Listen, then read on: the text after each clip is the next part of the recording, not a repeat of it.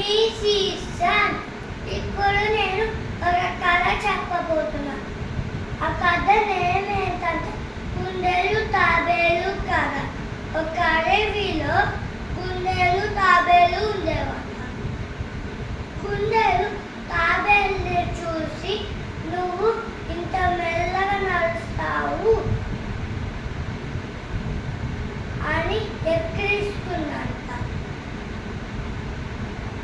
నేను ఇట్లాగే నడుస్తాను అని చెప్పిద్దాను తాబేలు.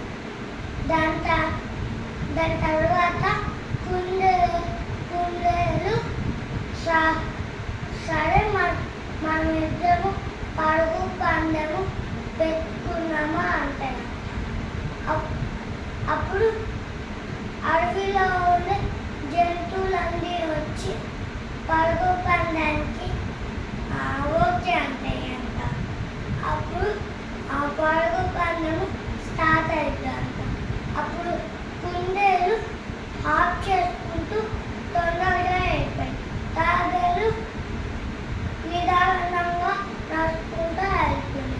అప్పుడు కుందేలు ఏమనుకుందంటే,